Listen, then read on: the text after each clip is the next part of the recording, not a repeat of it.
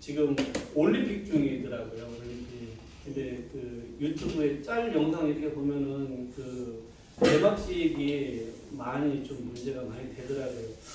저도 그걸 보면서 이게 뭐 동성애 홍보 영상이냐 이거 완전히 좀 막 복음을 좀 비하하는 그런 영상도 있고 많이 좀 좋은 내용은 아니었던 것 같아요. 예, 제가 봤을 때. 그만큼 유럽 쪽이 동성애가 안전하다는 증거입니다. 근데 지금 유럽 사회의 그 모든 것의 뿌리가 되는 것이 고대 그리스예요.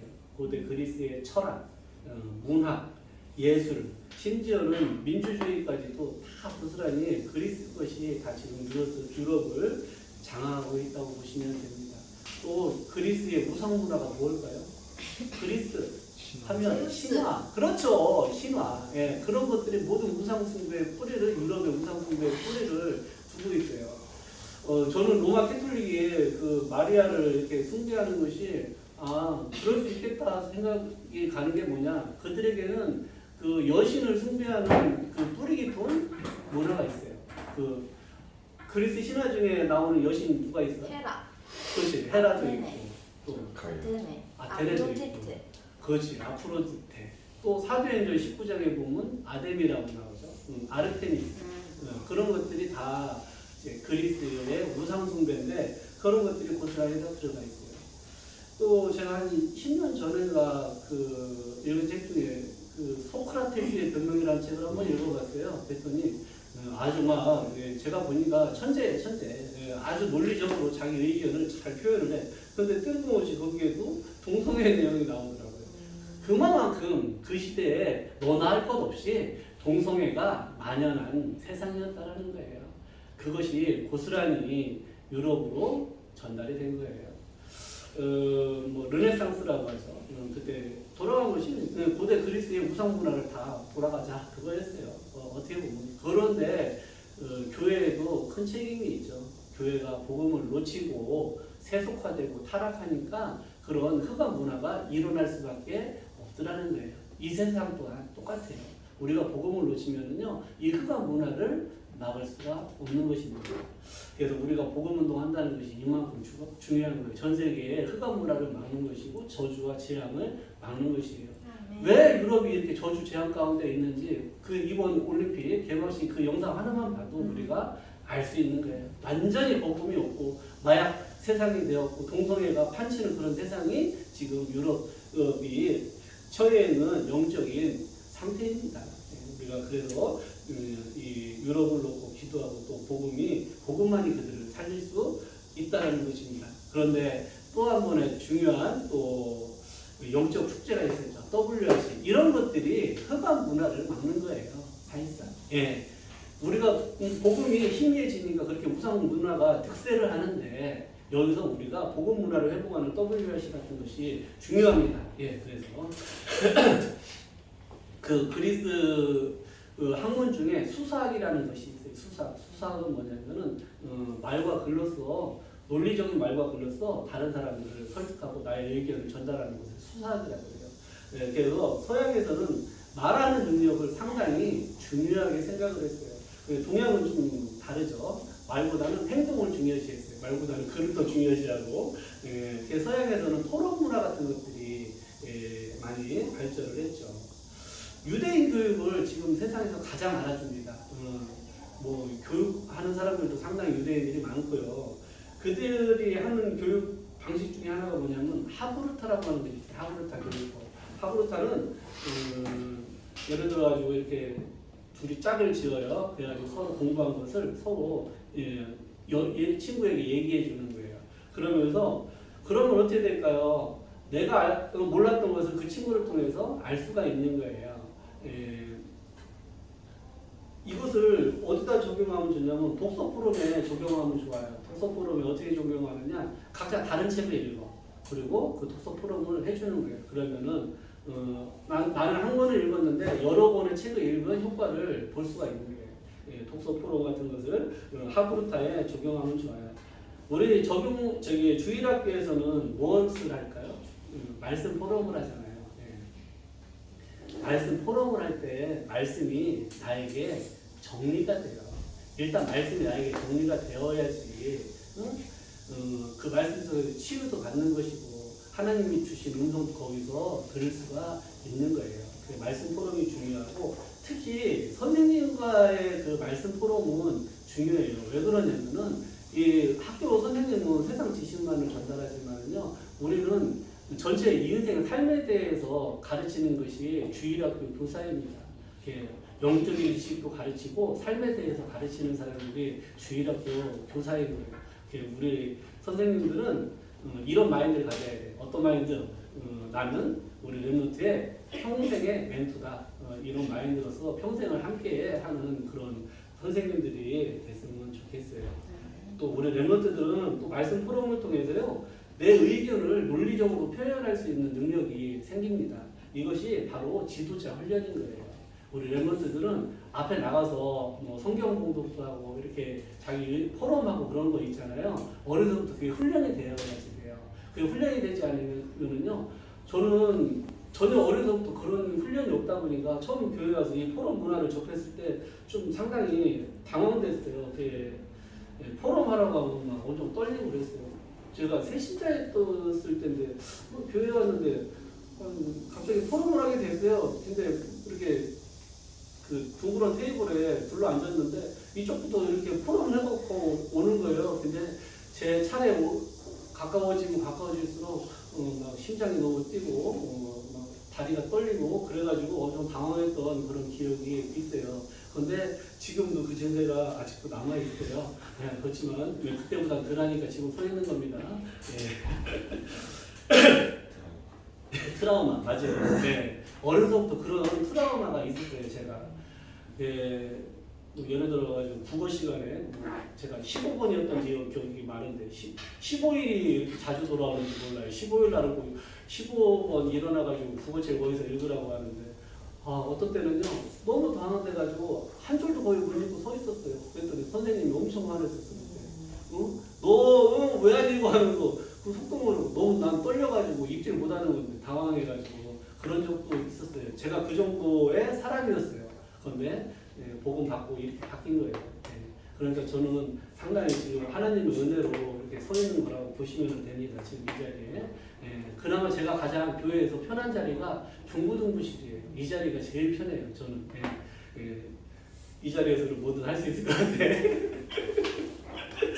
자, 본론으로 들어가서 제가 이렇게 북왕국 이스라엘의 역사를 보면요, 그 시대마다 아주 통치를 잘한 왕이 있는가 하면 아주 악한 왕이 있는데 북왕국 이스라엘의 최악의 왕은 아합 왕이었습니다. 남왕국 유다의 최악의 왕은 므낫세였습니다. 제가 봤을 때는. 근데 이 아합 왕이 또 결혼도 참 그렇게 했어요. 보면 시돈 왕 엣바알의 딸과 결혼을 했어요. 시돈 왕이면서 엣바알이라면은 바알의 제사장을 의미합니다. 그런 딸과 결혼을 했어요. 근데 아합이 왜 엣바알의 딸 이세벨하고 결혼했는가 제가 생각을 해봤어요. 그랬더니 그 시대에는 지중해 시대잖아요. 지중해를 끼고 무역이 이루어지는데 그 시돈이라고 하는 나라가 어떻게 보면 영토는 작은 나라였지만요 해상권을 장악한 나라였어요. 한마디로 세계화된 나라가 시돈이었던 거예요. 아합 왕은 나름대로 자기의 세계화를 이룬 거였어요. 그런데 이세벨과 결혼하면서 이세벨이 많은 바알의 제사장들을 당연히 데리고 왔겠죠. 왕궁에서 그들을 심지어는 장려하고 양육하고 전 이스라엘 백성에게 바알을 선전하는 그런 시간표가 되었던 거예요. 한마디로 복음 없는 세계화는 우상국가로 가는 지름길인 것입니다. 예. 자, 그러면은 우리는 이 시대를 적용을 해봐야 돼요. 복음 없는 다민족 시대는 어떻게 될 것인지. 복음 없는 다민족 시대는 어떻게 될 것인지.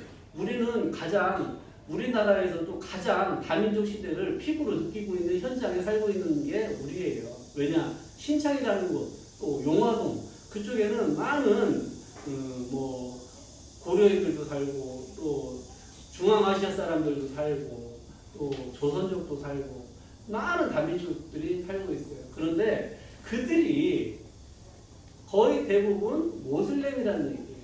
모슬렘들이 우리나라에 대거 다민족 시대를 맞이하여서 왔다라는 얘기예요. 제가 다민족 TCK들하고 이렇게 보면서 어떤 아이들은 이래요.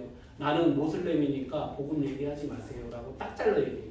그런 애들이 의외로 많아요. 우리 랩런트들 나 저기 본가에 랩런트입니다. 나 우상숭배 할 수 없어요. 그거랑 똑같은 거예요. 그만큼 확실한 제 모슬렘인데 정체성을 가지고 있는 아이들이 많다라는 얘기예요. 그 아이들에게 복음 전하지 않으면 그 아이들이 자랐을 때 뭐 멀지도 않아요. 10년, 20년만 생각을 해보세요. 10년, 20년 뒤에 어떻게 될 것인지 우리나라가. 당연히 복음 전하지 않으면 우상국가로 바뀐다라는 얘기예요. 다민족의 특성상 선교에 큰 문이 될 수도 있지만은 반대로 생각하면 우리가 그들에게 복음을 전하지 못하면은 우리나라가 우상국가로 전락할 수밖에 없다라는 것입니다. 그래서 우리가 다민족과 TCK를 놓고 기도하는 것이 중요해요. 우리 청년들은요, 진짜 토요일 되면은 이민자 지원센터 다 가야 돼요.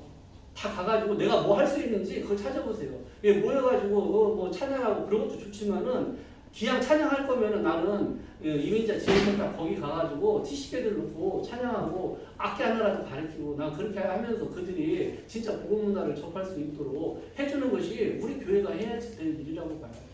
저는 뭐 몇 달 이렇게 애들하고 축구하면서 보면서요, 제가 그거 많이 느꼈어요. 이 아이들 완전히 지금 무상문화권에서 왔는데 지금 복음 전하지 않으면은 이거 진짜 10년, 20년 뒤에가 아무나도 안 하고 생각할 정도로 저는 그런 것을 느꼈어요.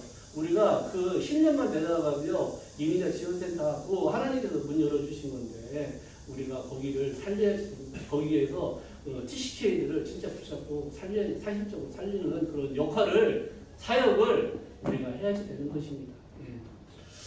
자, 엘리야 시대는 그래서 우상시대였어요. 시대를 보면은 항시 하나님의 미션이 보여요. 이세벨이 많은 우상 바알 제사장들을 데리고 왔고, 또 반대로 하나님의 선지자들은 다 죽였습니다. 그 시대에 오바댜가 붙잡은 미션은 뭐냐? 선지자 100명을 불에 숨겨서 살리는 것이었어요. 시대를 보면은요, 내가 무엇을 해야지 될 것인지 그것이 보이는 거예요. 다민족 시대에 왔습니다. 그럼 내가 무엇을 해야지 될지 그것을 말씀을 통해서 찾는 것이 우리의 사명이 거기에 있는 것이에요.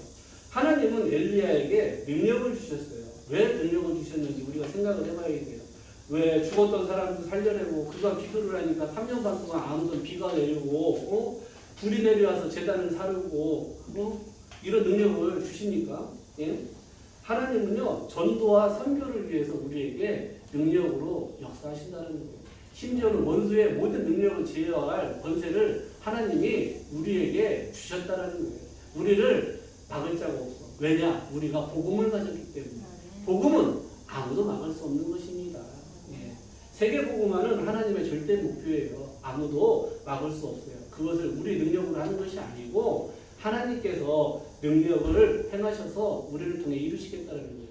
엘리야 하면은 딱 생각나는 게 능력입니다. 많은 능력을 행해서 심지어는 죽지도 않고 불말불병거를 타고 승천한 사람이 엘리야입니다. 예, 그 정도로 능력을 많이 누린 사람이 엘리야인데 그 이유가 있다라는 거예요. 전도와 선교를 위해서 하나님은 오늘도 동일하게 우리에게 능력으로 역사하시는 걸 잊지 마세요.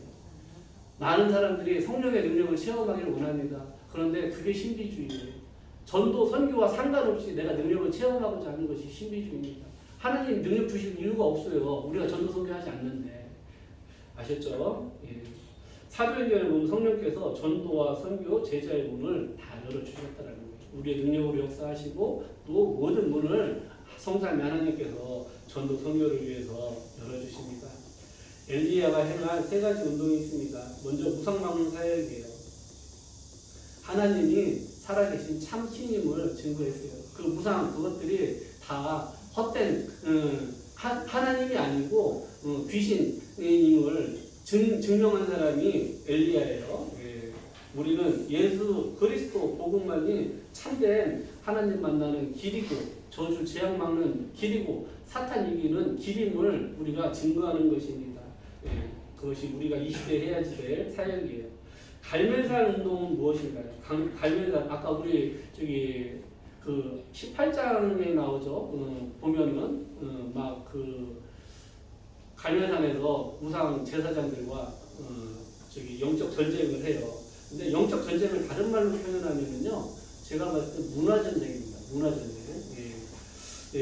아까도 뭐 올림픽 얘기했지만 흑암 문화가 지금 완전히 장악을 한 그런 시대예요. 우리가 복음 문화 회복하는 것을 어떤 것이 있는지 나름대로 생각을 해보세요. 나는 어떤 복음 문화를 회복할 것인가 한번 생각을 해보세요. 작은 작품을 만드는 것이 제가 봤을 때 가장 좋아요. 작품 만드는데 테크닉은 조금 떨어져도 돼요. 왜냐? 우리에게는 완전한 복음이라고 하는 내용이 있잖아요. 컨셉, 내용이 뭐예요? 성진 선생님 영어로 하면 콘텐츠라고 하나요? 콘텐츠. 컨셉? 예, 맞아요. 우리는 완전한 그 복음이라고 하는 컨셉이 있잖아요. 그렇기 때문에 우리는 테크닉이 중요한 것이 아니에요. 작은 달란트만 표현할 수 있는 능력만 있으면 되는데 우리에게는 완전한 내용이 있기 때문에 그렇습니다. 자, 흑암 문화를 박을 수밖에 없어요. 복음 문화가. 한 시대마다 렘넌트 한 명이 일어나서 다른 것을 회복한 것이 아닙니다. 복음 문화를 회복시켰다는 거예요. 자, 호렙산 운동인데 호렙산 우리 19장 읽을 때 호렙산에서 막 엘리야가 또 지진도 일어나고 막 바람도 불고 막 어마어마한 일이 일어나서 쉬 하고 그런데 그 다 지나가. 그리고 세미한 음성이 들렸다라는 거예요. 하나님의 음성을 듣는 것이 호렙산 음성이에요. 한마디로 하나님의 음성을 어떻게 들을 수 있습니까? 말씀을 묵상할 때 들을 수 있어요. 우리는 이 전 세계가 명상운동에 지금 빠져 있는데 우리는 묵상운동을 회복시켜야지 돼요. 묵상운동의 세계화를 우리가 해야지 돼요. 그런데 결코 그게 어렵지 않다라는 거예요. 아주 쉬워요. 지금 모든 길은 다 깔려 있습니다. 그 길 위에 내가 복음이라고 하는 컨셉, 컨텐츠만 올려놓으면은 전 세계화가 될 수 있는 그런 세상이 이미 되었어요. 바울이 로마를 가는데 쉬웠어요. 왜냐? 로마로 가는 길을 다 닦아놨어. 예. 그 로마를 닦고는 그 길이 복음 전환 전 세계로 모든 길이 로마로 통한다고 하는데 그 길이 복음 전하는 길이 되었다라는 거예요. 지금 불신자들이 전 세계에 뭐 통신이든지 미디어든지 SNS든지 다 깔아놨어요. 우리는 거기에다가 복음의 콘텐츠를 올리면 되는 거예요. 저는 이렇게 신앙생활을 하면서 제일 많이 느꼈던 게 뭐냐면요. 많은 사람들이 말씀과 상관없는 기도를 한다는 것을 봤어요. 대부분 다 내 육신적인 응답, 기복신앙 그걸 가지고 이거 해주세요, 이거 해주세요. 그 기도만 하고 있는 사람들이 99%는 될 것이다 라고 저는 장담할 수 있어요. 그래서 제가 도전한 것이 뭐냐. 내가 이 사람들에게 올바른 기도를 설명해야 되겠다. 그래서 나는 말씀을 붙잡고 기도하는 것을 설명해야지 되겠다. 그래서 작은 도전을 한 거예요. 그래서 매일 기도점을 묵상을 하고 그것을 기도문으로 만들어가지고 기도할 수 있게 만든 그런 작은 작품을 매일 만들고 있는 거예요. 그래서 그것을 사람들에게 SNS를 통해서 전달을 했어요. 예. 뭐 읽는 사람도 있고 안 읽는 사람도 있고 그것까지는 제가 할 수 있는 영역은 아니에요. 예. 저는 단지 그 기도 제목을 붙잡고 내가 작은 실천을 하는 거예요.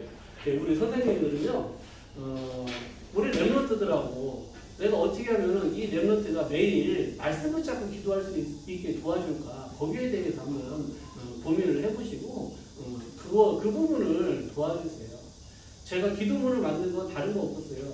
예전에 여름방학 때 그때 우리 새벽 기도하고 같이 한 달을 지냈어. 근데 계약을 하고 이제 학교 현장으로 가잖아요.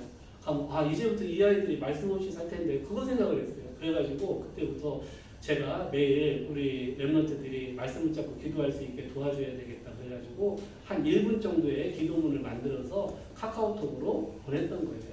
그래서 그걸 읽으면서 1분이라도 말씀 붙잡고 기도하도록 돕기 위해서 제가 작은 실천을 했던 것이 그 부분이에요. 우리 렘넌트들을 말씀 붙잡고 기도하는 것을 도와주시면 우리 선생님들은 좋겠어요. 예. 엘리사에게 미션을 전달했어요. 아까 우리 읽었죠. 엘리사를 너를 대신해서 선지자를 세우라고 말씀하셨어요. 제가 성경 속에서 보면은 최고의 응답받은 사람이 뭐냐?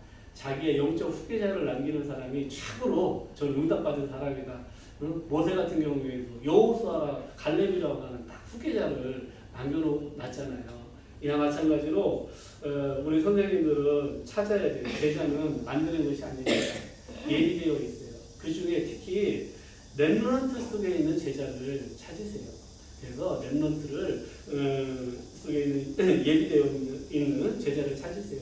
저는 제자의 기준을 어떻게 보느냐? 이 아이가 지속하는 능력이 있구나. 그러면 저는 무조건 100% 제자로 봅니다. 지속하는 사람을 제자로 찾아요. 저는 다른 거 안 봐요. 뭐 저보다 잘생겼어도 괜찮아. 못생겨도 괜찮고 키가 작아도 괜찮아. 커도 괜찮고. 키가 작기 쉽지. 그렇죠. 키가 작기 쉽지 않죠. 예. 제가 우리 세복이 선생님 교사로 시험을 했을 때 나보다 것 같은데 은정이 선생님 그래서 근데 아니에요. 저는 다른 거 안 봤어요. 우리 세복이 선생님이 지속할 수 있는 능력이 있다. 저는 그걸 봐가지고 교사를 같이 하자고 얘기한 겁니다. 아주 간단하죠. 군대 휴가 나왔을 때 한 번도 빠짐없이 만난 사람이 세복이 선생님이야. 좀 얇았죠. 꼭 들어갈 때 부대찌개 먹여가지고 휴가 나온 사람 부대찌개 먹여서 보내니 이게 제가 보는 제자의 기준은 지속할 수 있는 사람을 제자의 기준으로 봅니다. 자, 마가 2장 1절에서 11절에 보면 엘리사가 승천하는 엘리야에게 나 이거 주세요 하고 요구한 게 있어요. 한마디로 내가 무엇이 필요한지 아는 사람이 엘리사였어요. 무엇을 달라고 했어요? 그렇죠. 갑절에 영감을 달라고. 스승님의 그 영감의 갑절을 나에게 달라고. 성령 충만의 갑절을 나에게 달라고. 장자의 축복을 달라고 엘리야에게 요구했어요. 우리 렘넌트들은요. 내가 무엇이 필요한지 알아야지 돼요. 내가 세상 살리고 세상에서 승리하고 전도자로 렘넌트로 살아가는 데 있어서 가장 필요한 것이 다른 것이 아니고 성령 충만입니다. 그래서 매일 우리 렘넌트들이 성령 충만 받는 나만의 방법을 찾아야 되겠죠. 저는요 말씀을 묵상하면서 기도문을 만들 때 가장 영적으로 힘을 얻고 행복해요. 그 시간에 말씀 묵상하는 시간에 하나님께서 나에게 이런 말씀을 깨닫게 하셨구나. 내가 이걸 하면서 살아야 되겠구나. 많은 부분을요 저는 말씀을 묵상하면서 강단 말씀을 묵상하면서 기도수첩 말씀을 묵상하는 걸로 끝나지 않고 그 말씀을 나에게 정리하는 시간이 필요하다는 얘기예요. 그 시간에 저는 모든 것을 거기서 알게 되었어요. 거기서 많은 힘을 저는 지금도 얻고 있어요. 저도 감정의 기복이 당연히 있죠. 또 심리적으로 흔들릴 때도 있죠. 그런데 반드시 그 시간을 갖기 때문에 어떤 사람은 막 영적으로 다운된다고 하죠. 땅 파고 막 기어 들어갑니다. 1층, 지하 1층, 지하 2층, 지하 3층까지 한두 것도 없이 계속 내려가는 사람들이 있어요. 그런데 저는 지하까지 안 내려가요. 왜냐? 매일 밤에는 반드시 말씀 묵상하면서 그 부분에서 힘을 얻기 때문에 영적으로 다운되고 그런 것이 별로 없어요. 우리 렘넌트들이 이게 중요한 거예요. 하다 말다가 아니야. 어찌됐든 매일 하는 시간이 있어야지 내가 영적 상태를 유지할 수가 있는 것입니다. 거기서 말씀 묵상할 때 진짜 힘을 얻고 행복을 누리는 또 하나님의 계획을 보는 그런 렘넌트 되시길 바랍니다. 결론입니다. 엘리사를 세워 아람 재앙을 막았어요. 엘리야가. 엘리사는 다음 주에 우리 선생님이 아니구나. 완전 꿀빠네. 엘리사는 다음 주에 나오겠지만요. 도단성 운동을 일으킨 사람이에요. 엘리사입니다. 도단성 운동이 무엇이냐? 바알에게 무릎 꿇지 않은 7천 제자를 찾는 것이 도단성 운동입니다. 한마디로 렘넌트 키우는 것이 도단성 운동입니다. 그 한마디로 엘리야가 도단성 운동을 준비해 놓고 승천했다라는 것입니다. 우리 렘넌트 선생님들이 이런 응답받아야 돼요. 렘넌트 운동의 발판을 마련해 놓고 우리가 하나님의 부르심을 받는 것입니다. 매일 실천하세요. 아까 제가 방금 전에 다 얘기했어요. 매일 말씀을 묵상하고 정리하세요. 정리라는 것은요. 간단하게 요약하는 것을 정리라고 하겠죠. 그것을 한 줄도 좋고 두 줄도 좋고 한번 정리해 보세요. 우리 멤버들도 이따 2부 말씀 받은 다음에 말씀 좀 토론하고 정리하잖아요. 그렇게 하시면 돼요. 매일 그것을 매일 하신다고 보면 돼요. 예, 그때 하나님이 원하시는 것이 보여요. 야, 내가 가야 될 길, 로드맵이 쫙 보입니다. 또 이정표가 보여요. 그 시간표마다 하나님께서 인도하시는 이정표를 그 말씀 속에서 볼 수 있어요. 이것은 제가 여지껏 10여 년 동안을 해오면서 받은 응답이기 때문에 저는 자신 있게 말씀드릴 수 있어요. 이것은 누구나 할 수 있어요. 제가 얘기했죠. 학교에서 책 읽으라면 그 책도 못 읽던 사람, 그렇게 어떻게 보면 찌질한 사람인데 하나님의 말씀을 붙잡고 10여 년 동안 신앙생활 하면서 응답 받으면서 저는 왔다라는 얘기예요. 그러면은 누구라도 할 수 있는 거예요. 저 같은 사람도 있는데, 그렇죠? 예. 저를 지금 모습으로 보시면 안 돼요. 옛날에는 진짜 잘 것 없는 사람이었어요. 지금도 뭐 이렇게 딱히 뭐 자랑할 건 없습니다만은 그때는 진짜 더 그렇게 아주 보잘것 없는 사람이었는데 하나님의 은혜로 이렇게 말씀 붙잡고 살아가고 있는 거예요. 그러니까 제가 이런 얘기를 왜 자꾸 하느냐? 누구든지 할 수 있다는 거예요. 이 사람만 특별해가지고 하는 것이 아니고 누구든지 하나님 앞에 결단하면요 누구든지 응답받을 수 있고 말씀 성취 주역으로 쓰임 받을 수 있다는 거예요. 많은 사람들이 저 사람이니까 돼 그렇게 생각해요. 앞에 서가지고 얘기하면은요 저 사람이니까 돼. 우리들은 대부분 그렇게 부정적으로 생각을 해요. 그게 아니에요. 하나님은 누구를 통해서든지 말씀 붙잡은 사람에게 응답하시고 역사하신다는 확신을 가지세요. 하나님 나를 보내주셔서 이사야처럼 그렇게 딱 도전을 하세요. 아셨죠? 그러면 누구든지 상관없어요. 내가 연약해도 더 좋아. 왜? 더 큰 능력으로 하나님은 역사하시기 때문에 된다라는 얘기예요. 엘리야에게 능력 주신 이유가 있죠? 아까 얘기했죠? 전도 선교를 위해서 하나님은 우리에게 성령으로 역사하시고 능력을 주심을 잊지 마세요. 아셨죠? 이걸로 마치겠습니다.